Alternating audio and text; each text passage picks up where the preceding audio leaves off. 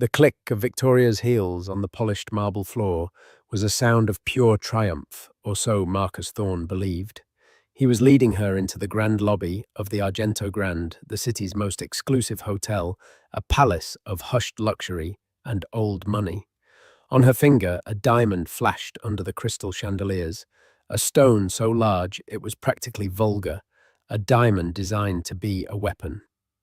His plan was simple: a weekend of opulent indulgence, a few carefully placed calls, and the news would surely get back to his ex-wife.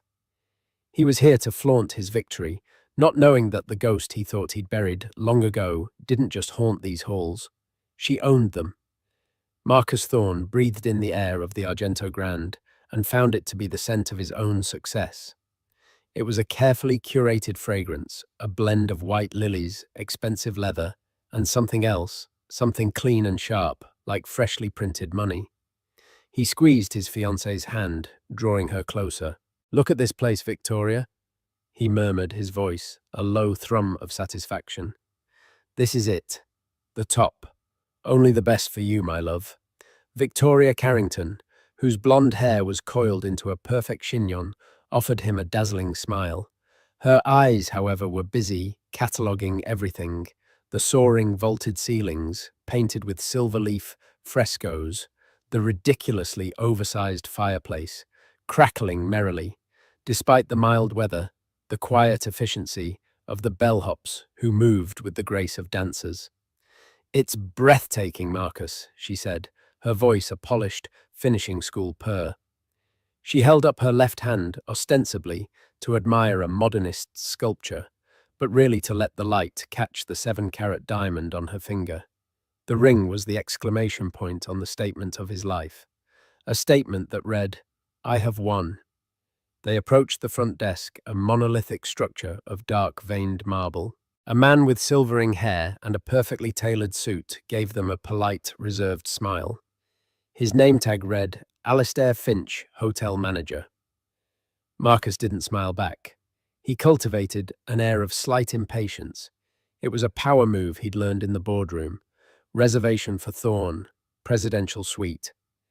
He let the words hang in the air, weighty and important. Mr. Finch's fingers danced over a keyboard, his expression unchanging. "Of course, Mr. Thorne. Welcome to the Argento Grand. We have you in our signature presidential suite, the Olympus." He slid a leather-bound folio across the counter for a signature. "I trust your stay will be exceptional."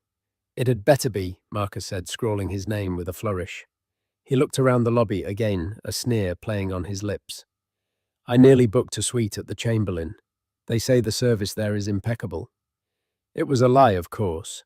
He'd chosen the Argento Grand for a very specific reason. It was the new pinnacle of luxury in the city, the place everyone who was anyone talked about. It was the kind of place she would hear about.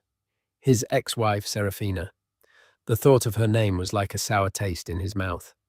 Seraphina with her paint-stained fingers and her head in the clouds.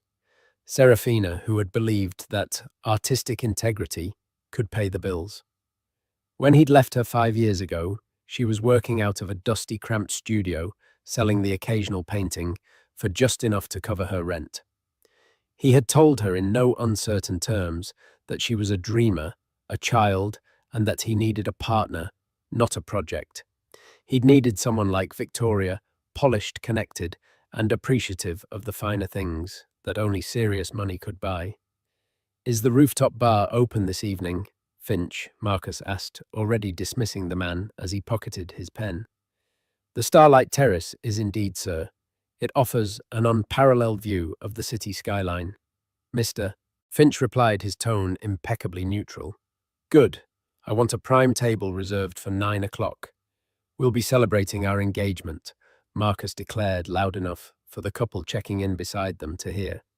He draped an arm around Victoria, who performed her role perfectly, leaning into him with a besotted sigh. "And another thing, I hear the owner of this establishment is quite the visionary, a real force of nature." Mr. Finch's eyes flickered with something interest, perhaps. "Our owner values their privacy, but they are most certainly the soul of the Argento Grand." I'm sure Marcus scoffed. I'm closing a merger next month that will reshape the tech logistics sector on the West Coast. I think this visionary, and I might have a lot to talk about. See if you can arrange a meeting, a brief one. I'd like to offer my congratulations on the hotel and perhaps some advice. He imagined the scene. Him magnanimous and powerful, dispensing wisdom to some faceless hotelier, a story he could later embellish for his colleagues. Victoria tugged at his arm. Marcus, darling, let's go up to the room. I want to see the view. Of course, my love. He gave Mr. Finch a final dismissive nod. Have our bags sent up immediately. And don't forget about that table. Or the meeting. As they were escorted to the private elevator by a silent bellhop, Marcus felt a surge of pure, unadulterated glee. Everything was falling into place. He pictured Seraphina, probably still in some miserable little apartment, hearing through the grapevine that he was staying at the Argento Grand with his beautiful, wealthy fiancée. He hoped the news would sting.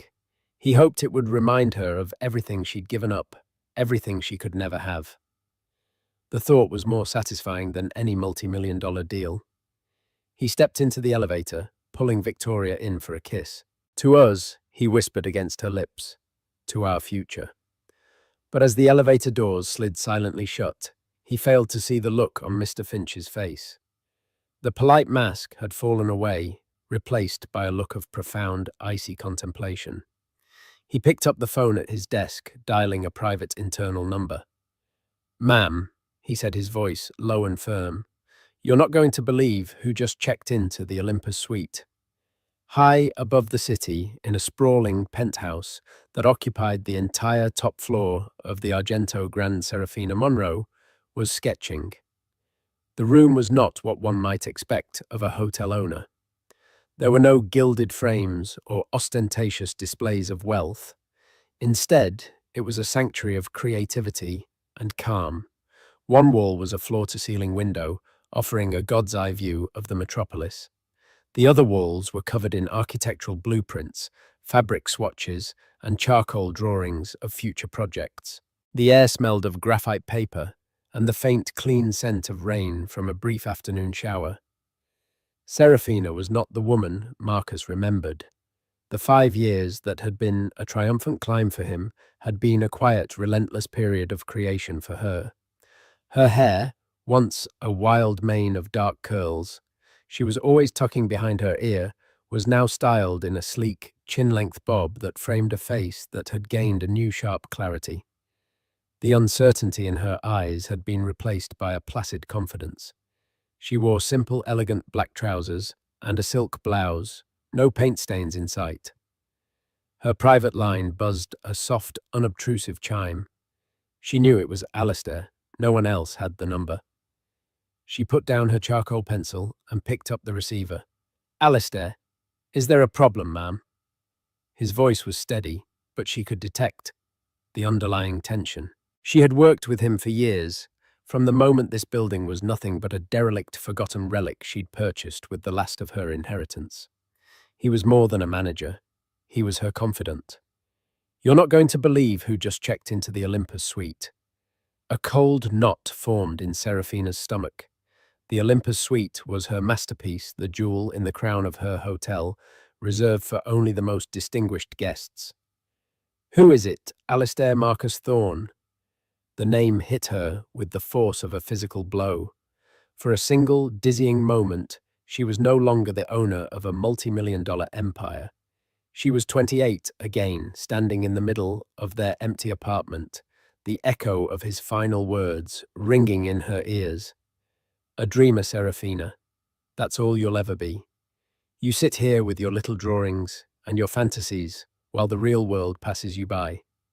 I need a woman who can stand beside me, not one I have to carry. You will never ever amount to anything." She had cried for weeks. Then she had gotten angry. And then she had gotten to work. The inheritance from her grandmother, which she had been saving to open a small gallery, was suddenly not enough. She had wanted to build something so solid, so real, so undeniably successful, that it would permanently silence the voice of his doubt in her head. She'd found this building a historical landmark on the verge of being condemned and saw not ruin, but potential. She'd poured every cent, every ounce of her energy, every sleepless night into its revival. She designed everything herself, from the sweeping curve of the lobby staircase to the custom-forged silver cutlery in the restaurant. Her little drawings became blueprints. Her fantasies became fabric selections and lighting schematics. The Argento Grand wasn't just a hotel, it was the physical manifestation of her soul, a monument to the ambition he never believed she possessed. And now he was here, in her house. She took a slow, deliberate breath, steadying herself. The old pain was a dull ache, a phantom limb, but the new strength was far more potent. "Is he alone?" she asked, her voice betraying no emotion. "No, ma'am. He's with his fiancée, a Miss Victoria Carrington. He made quite a show of her engagement ring in the lobby." There was a pause. "He also requested a prime table at the Starlight Terrace to celebrate. And he's requested a meeting with the owner. He wishes to offer his congratulations, and I believe his words were some advice." A dry, mirthless laugh escaped Seraphina's lips. Of course. The sheer, unmitigated arrogance of the man. It was almost impressive. He hadn't changed at all. He still saw the world as a ladder, and anyone he met was either above him, to be envied, or below him to be patronized. "And what did you tell him?" "Alistair, I informed him that the owner values their privacy, but that I would pass along the request." "Good." She walked over to the vast window, looking down at the city lights beginning to twinkle to life. It was a kingdom, and it was hers. He was down there somewhere, a guest in her castle, swaggering through halls she had designed, sleeping on sheets she had chosen, believing he was the king. An idea began to form in her mind, sharp and clear as cut glass. For years she had imagined this moment. In some fantasies, she was screaming at him, listing her accomplishments. In others, she simply ignored him, denying him the satisfaction of a reaction. But now, with him actually here, a different path presented itself. It was a path of exquisite poetic justice. He hadn't come here seeking her out. He had come here seeking a symbol of success, and had stumbled blindly into her truth. She would not hide. She would not scream. She would simply be. "Alistair," she said, her voice now cool and decisive, "I want you to give Mr. Thorne exactly what he wants. Everything. The best table at the Starlight Terrace. Give it to him. The finest champagne we have on the house. I want his every whim catered to. I want him to feel like the king of the world." Ma'am Alistair sounded confused, and about his meeting with the owner, Seraphina continued, a slow smile spreading across her face. "Tell him the owner is intrigued. Tell him the owner would be delighted. Arrange a private dinner for him and his fiancée tomorrow evening, in the solarium. We'll have Chef Genevieve prepare her signature tasting menu." The solarium was her private dining room, a glass-enclosed space next to her penthouse with a breathtaking view of the stars. It was not available to the public. No amount of money could book it. There was a long silence on the other end of the line before Alistair spoke, a note of dawning understanding and deep admiration in his voice. "Consider it done, ma'am. And for what time shall I inform him the owner will be joining them?" Seraphina looked at her reflection in the dark glass of the window. The woman looking back was calm, powerful, and in complete control. "Tell him," she said softly, "that the owner will arrive for dessert." The first 24 hours at the Argento Grand were for Marcus an exercise in supreme validation. Mr. Finch had called their suite personally to inform them that their table at the Starlight Terrace was secured, and that the owner, while reclusive, was deeply impressed by Mr. Thorne's profile, and had requested the honor of hosting them for a private dinner the following evening.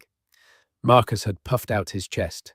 "You see, Victoria, this is how the world works when you're at the top. They know who I am." That evening, at the rooftop bar, Marcus held court. The champagne, a vintage he recognized as obscenely expensive, arrived compliments of the management. He made sure the server announced it loudly. He regaled Victoria with a booming narrative of his latest corporate conquest, peppering it with names of CEOs and investment bankers. He gestured expansively, his hands moving through the air, ensuring that the light from the city below would catch the facets of Victoria's diamond and scatter them across the nearby tables. Victoria played her part, smiling and nodding, but a strange unease was beginning to settle over her. She had been with Marcus for a year, drawn to his ambition and the dazzling world he inhabited. But here, in the rarefied air of the Argento Grande, his ambition seemed less like a driving force and more like a desperate hunger. He wasn't just enjoying his success, he was brandishing it like a weapon against an unseen enemy. She also noticed the staff.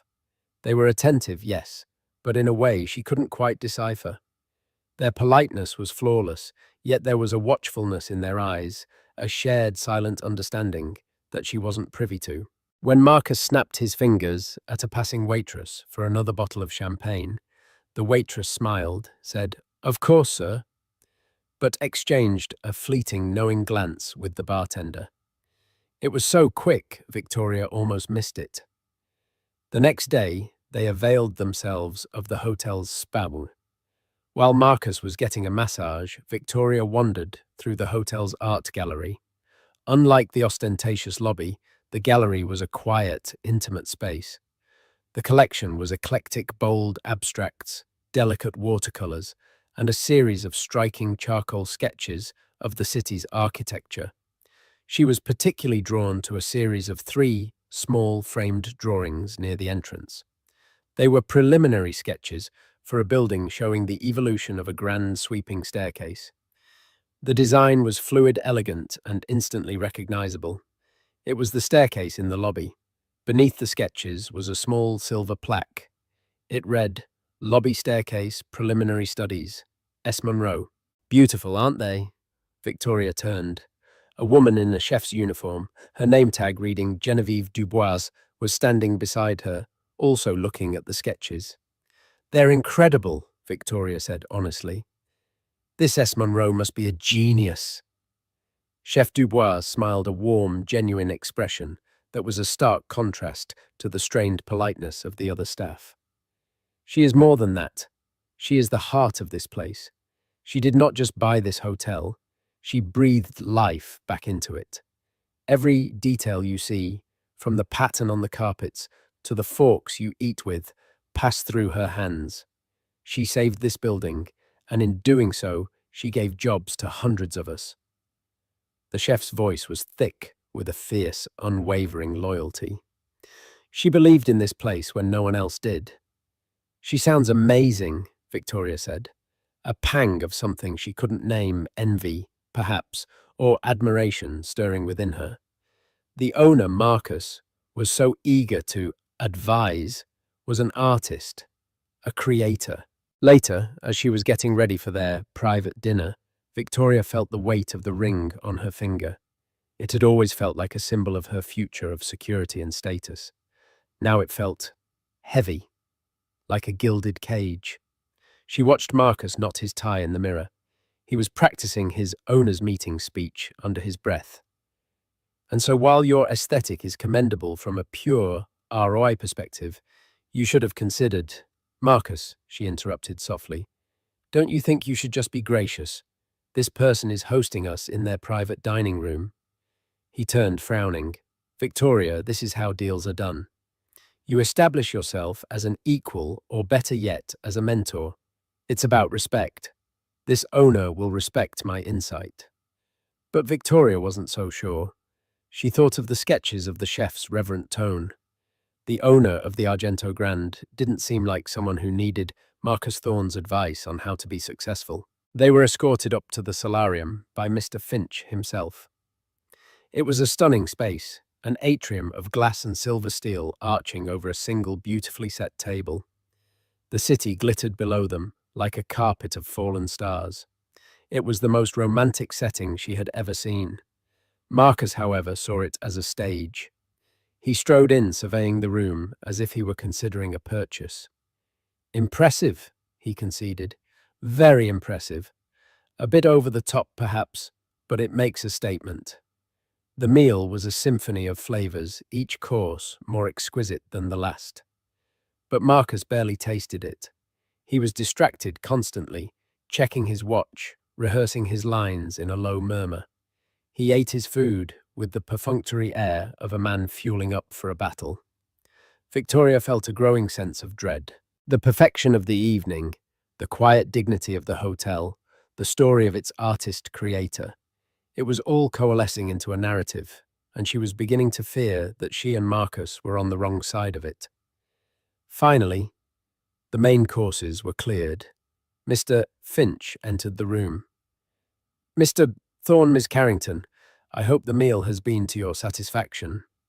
"It's been adequate," Marcus said dismissively. "When can we expect the owner?" "We're on a tight schedule." Mr. Finch's expression remained placid, but his eyes held a glint of something that might have been amusement. "The owner will be with you momentarily. They are just concluding a call." He gestured towards the single door at the far end of the solarium. "They will be entering from their private residence." Marcus straightened his tie and took a preparatory sip of wine. He gave Victoria a confident wink. "Showtime," he whispered. Victoria's heart hammered against her ribs. She stared at the door, her hands clenched in her lap. The diamond on her finger felt cold as ice. She had a terrible sinking feeling that the show was not going to be the one Marcus had been rehearsing for. The door opened, and the ghost from Marcus's past walked in. The woman who entered was not what Marcus expected. He had envisioned some portly aging tycoon in an ill-fitting suit, or perhaps a severe-looking heiress, dripping with ancestral jewels. He had certainly not expected a woman, his own age, dressed in a simple but exquisitely cut navy blue dress, who moved with an effortless grace that made the opulent room seem like her natural habitat. She closed the door softly behind her and paused, her gaze sweeping over the scene. The table, the view, the two guests. Her eyes were dark and intelligent, and for a fleeting second, Marcus felt a bizarre jolt of familiarity. He dismissed it instantly. He didn't move in circles that included women, like this woman who radiated a quiet power that didn't need to be announced. He stood up, extending a hand, his corporate smile firmly in place. "Mr. Thorne," he boomed. "Marcus Thorne, a pleasure to finally meet you. This is my fiancée, Victoria Carrington." The woman's eyes moved from him to Victoria. She gave Victoria a small, almost imperceptible nod, a flicker of acknowledgement woman to woman, before her gaze settled back on Marcus. She did not take his outstretched hand. "Hello, Marcus," she said. Her voice was calm, low, and utterly familiar. The corporate smile on Marcus's face froze, then cracked. The blood drained from his face, leaving behind a sickly, mottled pallor. His brain struggled to connect the dots, to reconcile the woman standing before him with the memory he held in his mind. The memory was of a girl with paint on her jeans, her brow furrowed in concentration over a canvas. This woman was impossible. Seraphina. The name came out as a strangled whisper. It was a question, an accusation, and a prayer that he was wrong all in one. She smiled then, a slow, sad, knowing smile that didn't quite reach her eyes. "It's been a long time." The world tilted on its axis. The solarium, the Argento Grand, the entire city, glittering below it all, snapped into a horrifying new focus. The initials on the sketches in the gallery S. Monroe. The staff's watchful, knowing eyes. Alistair Finch's unnerving composure. The reclusive owner who was impressed by his profile. It had all been a game, a trap, and he had walked into it preening and posturing like a fool. "You—" He stammered, his hand falling limply to his side. "This is your hotel?"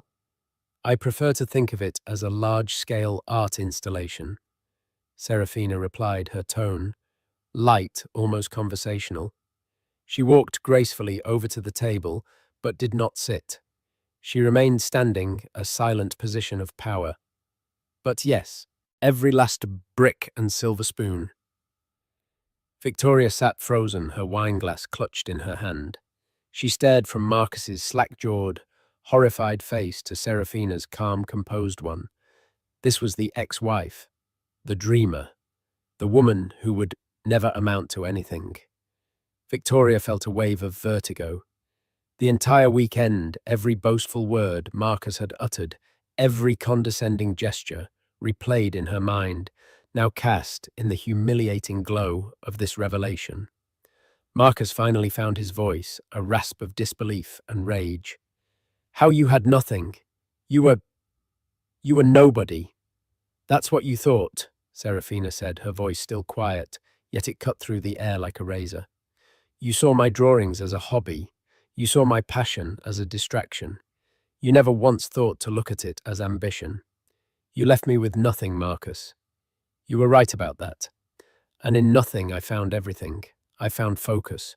I found that the only voice I needed to listen to was my own. She looked at Victoria, whose face was pale with shock. He told you about me, I assume? The failed artist, the dead weight he had to cut loose to be successful. Victoria could only nod, her throat tight. Seraphina's gaze returned to Marcus. You came here to flaunt your success, didn't you? You chose the most expensive, most talked about hotel in the city to rub my nose in what you thought I'd lost. A wry, painful flicker of amusement crossed her face. The irony is almost poetic. You came to my house to tell me you were king without ever realizing I owned the throne. Humiliation warred with fury on Marcus's face. He was a cornered animal, and he did the only thing he knew how to do. He lashed out. So, this is what this is all about. Revenge, he sneered, his voice regaining some of its bluster. You built all of this just to get back at me. How pathetic. How small. Seraphina finally laughed, and the sound was not mirthless this time. It was genuine liberating and utterly dismissive of him. Oh, Marcus, she said, shaking her head slowly. You still don't get it, do you? You still think the world revolves around you. I didn't build this for you. I forgot about you years ago. I built this for me. I built it because it's what I was born to do. You were just a bad chapter in my story, not the main character. She took a step closer, her voice dropping to a near whisper. Your problem, Marcus, is that you measure success in dollars and acquisitions. You think this ring. She glanced at the gaudy diamond on Victoria's hand. Makes you a man of substance. But true substance, true success, is building something from nothing. It's creating beauty. It's earning the loyalty of people like Chef Dubois and Mr. Finch. It's something you will never, ever understand. She straightened up, her tour de force complete. The evening is over. Your reservation at this hotel has been cancelled. Mr. Finch will have your bags waiting for you at the service entrance. We have, of course, comped your entire stay. Consider it a parting gift. Marcus stood there, trembling with a rage that had no outlet. He had been stripped bare, his arrogance and pride flayed from him in this glass cage in the sky. He looked at Victoria, expecting her to stand to defend him, to be his partner. But Victoria was looking at Seraphina. She saw not a scorned ex-wife, but a powerhouse, an artist, a creator, a woman who had built an empire, not out of spite, but out of a strength Marcus had tried and failed to extinguish. Then Victoria did something that shocked them both. Slowly, deliberately, she slipped the 7-carat diamond ring off her finger. The stone that had felt like a trophy now felt like a shackle. She placed it on the table with a soft, definitive click. It sat there between them, a glittering monument to a future that had just evaporated. I think, Victoria said, her voice shaking but clear, I've been measuring success all wrong too. The click of the diamond on the white linen tablecloth was the loudest sound Marcus had ever heard. It was the sound of his perfectly constructed world shattering into a million pieces. He stared at the ring, then at Victoria's face. Her expression was not angry. It was one of profound, dawning clarity, and that was infinitely worse. "Victoria, what are you doing?" he hissed, his voice a frantic whisper. "Put that back on. Don't let her do this to us." Victoria finally looked at him, and for the first time she saw him not as the powerful tycoon he projected, but as a small, insecure man, terrified of being seen as anything less than number one.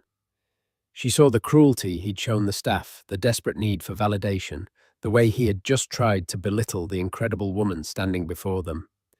And she felt nothing but a cold, deep shame for having been a part of it. "She didn't do anything to us."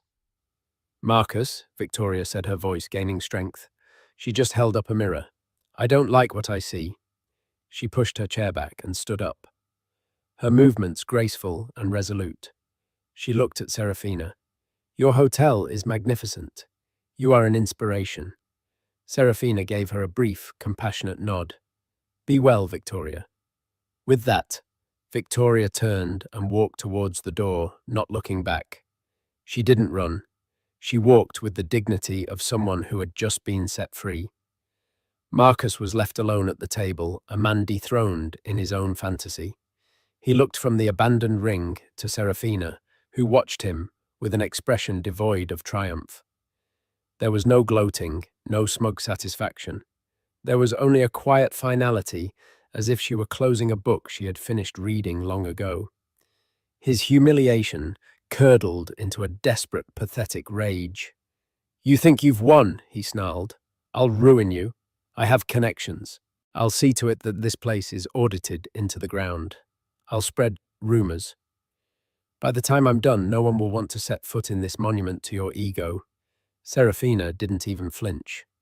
"You can try," she said calmly, "but my work, my reputation, and my balance sheets speak for themselves. Yours, on the other hand, are built on bluster and intimidation. Go ahead, Marcus. Make your calls. Let's see who the world believes the man screaming threats in a hotel he's just been thrown out of, or the woman who built it." She turned to leave. "Mr. Finch is waiting for you by the elevators, Marcus. I suggest you don't make a scene on your way out. My staff has been very patient with you, but that patience has its limits." She walked through the door to her private residence, closing it softly behind her, leaving Marcus alone in the glittering, silent solarium. He was surrounded by a level of success he could never hope to achieve, a success built on principles he couldn't comprehend. Creativity, passion, integrity.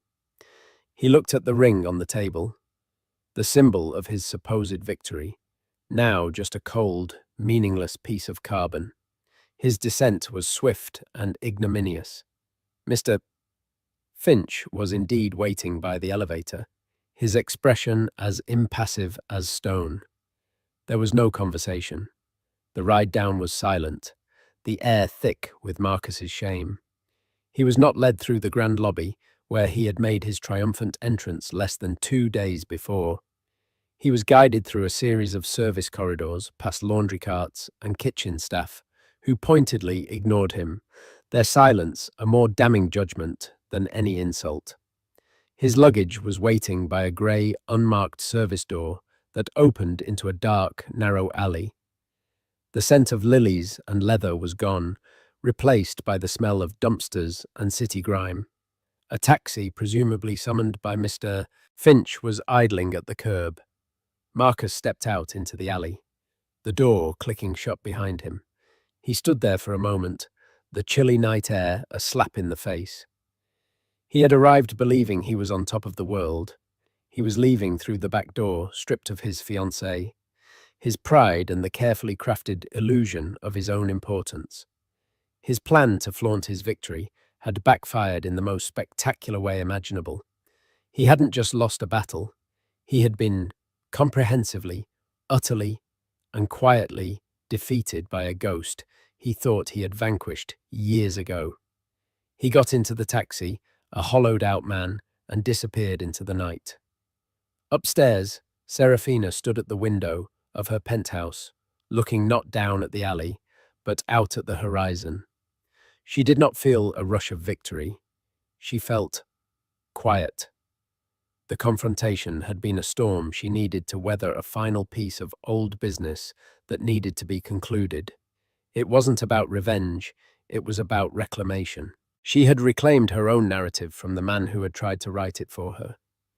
The faint ache of the past was finally gone, replaced by the peaceful, steady thrum of her own creation surrounding her.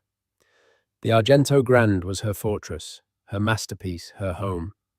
And from this night on, it would no longer hold any ghosts. 2 weeks later, the story of Marcus Thorne's spectacular implosion had become a quiet legend among the staff of the Argento Grande. They spoke of it in hushed, respectful tones in the staff canteen, the tale of the arrogant ex-husband who unknowingly walked into the lioness's den. Their loyalty to Seraphina, already rock solid, had been forged into something unbreakable. They were the guardians of her castle, and they had seen their queen vanquish a dragon. Marcus Thorne, for his part, had faded from the headlines he so desperately courted. The big merger he had been boasting about went through, but whispers began to circulate in his corporate circle about his sudden messy breakup and his erratic behavior. People who once flocked to his side at cocktail parties now gave him a wide berth. His power had always been perception, and the perception had been irrevocably damaged. He was still a wealthy man, but the sheen was gone, revealing the dull metal underneath. Seraphina never heard from him again. She didn't expect to. She was too busy moving forward. One crisp autumn afternoon, she was in her studio, not the grand penthouse, but a smaller, light-filled workshop on the hotel's 5th floor, where she still did her most intimate design work. She was working on the plans for her next project, a foundation to provide grants and studio space for young emerging artists, the kind of artists she had once been, full of talent but lacking resources. Alistair Finch knocked softly and entered holding a small flat package wrapped in simple brown paper. "This was delivered by courier for you, ma'am," he said. "There's no return address, but the card says it's from a Victoria Carrington." Seraphina felt a flicker of surprise. She took the package and carefully unwrapped it. Inside was not a letter but a book, a beautiful leather-bound volume on the history of architectural design. Tucked inside the front cover was a simple, elegant note card. She opened it. The note was short and written in a steady, confident hand. "Ms. Monroe, I know an apology cannot undo my complicity in the events of that evening, but I offer it anyway. I was captivated by a world I thought I wanted, and I failed to see the true cost of admission. That night, you showed me what real strength and success look like. It isn't about what you can acquire, it's about what you can create. Thank you for that lesson. I have returned to my own original passion, landscape architecture. It seems I have some creating of my own to do. I hope you enjoy the book. It felt appropriate. Sincerely, Victoria Carrington." Seraphina closed the note, a genuine warm smile touching her lips. This was an outcome she had never anticipated. It was a grace note in a story she thought had ended. The encounter hadn't just liberated her, it had, in its own way, liberated Victoria too. Two women, connected by one man's ego, were now both free and moving forward on their own terms. She placed the book on her drafting table next to the blueprints for her new foundation. She looked from the book to her plans, from the past to the future. The last shadow of Marcus Thorne and the life she'd had with him was gone, replaced by the bright, promising light of what was to come. She picked up her charcoal pencil, the familiar weight of it a comfort in her hand. There were new worlds to design, new dreams to build, and this time she was the sole architect. 6 months had passed since the night Marcus Thorne's world had been dismantled in the solarium. Winter had given way to a brisk, hopeful spring, and the city felt alive with a sense of renewal that mirrored Seraphina Monroe's own spirit. The Argento Grande continued to thrive, a silent testament to her vision, but her focus had shifted. The Monroe Foundation for the Arts was no longer a dream sketched on a blueprint. It was a reality housed in a sleek downtown office and backed by a board of trustees that included a smattering of the city's most respected cultural patrons, with Alastair Finch serving as its diligent treasurer. The foundation's inaugural project was ambitious: the rejuvenation of the old Blackwood rail yard, a 3-acre scar of derelict land on the city's industrial fringe. Where others saw rust and ruin, Seraphina saw a canvas. Her vision was for the Argento Art Garden, a public space that would weave together sculpture, native flora, and community gathering spots, a place of beauty and peace for a neighborhood that had little of either. The foundation had put out a blind call for proposals for the landscape architecture, seeking a design that was not just beautiful, but soulful. Far across town, in a cramped office that smelled of coffee and damp soil, Victoria Carrington was charting her own renewal. She had started Carrington Design with the last of her savings, the gaudy diamond ring having been quietly sold and the money donated to a women's shelter. Her life was a world away from the one she had shared with Marcus. The opulent galas were replaced by city planning meetings, the designer gowns by practical boots, and the empty flattery by the satisfying exhaustion that came from hard, meaningful work. She had landed a few small projects, a suburban backyard, a corporate rooftop terrace, but she yearned for something that mattered. When she saw the Monroe Foundation's call for proposals for the Blackwood Railyard project, her heart leapt. It was exactly the kind of transformative work she dreamed of doing. Then she saw the name of the foundation, Monroe. A wave of apprehension washed over her. To work on a project helmed by Seraphina Monroe felt complicated. It felt like trespassing on a part of her life she had fought hard to leave behind. For a full day, she tried to forget about it, telling herself it was too big, too high profile, that she would never stand a chance. But the idea wouldn't leave her. The rail yard, a broken and forgotten place waiting to be given new life, resonated with a part of her soul. She thought of Seraphina's quiet strength, the way she had built an empire from her own spirit. It wasn't a reason to stay away. It was an inspiration to try. She would submit her proposal under her company's name and let the work speak for itself. For the next 2 weeks, Victoria poured every ounce of herself into the design. She spent days at the rail yard, sketching the twisted metal mapping, the way the light fell across the cracked concrete. Her design was radical. Instead of erasing the industrial past, she honored it. The old railway tracks became pathways lined with beds of resilient wildflowers. A rusted skeletal gantry crane was to be transformed into a massive living sculpture draped with flowering vines.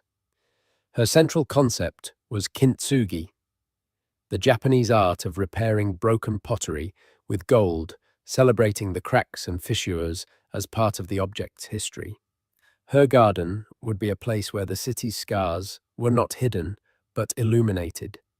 She submitted the proposal electronically, her heart pounding, and tried to put it out of her mind. Meanwhile, in the Monroe Foundation's boardroom, Seraphina and her board reviewed the final 5 submissions, which had been anonymized by a junior committee.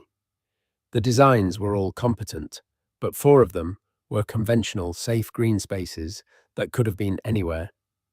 Then, they came to the 5th proposal, titled The Kintsugi Garden. Silence fell over the room as they studied the renderings. Alastair Finch was the first to speak. "My word," he murmured, adjusting his glasses. "This isn't just a garden, it's a poem." The design was bold, poignant, and deeply intelligent. It was the only one that truly understood the spirit of the project.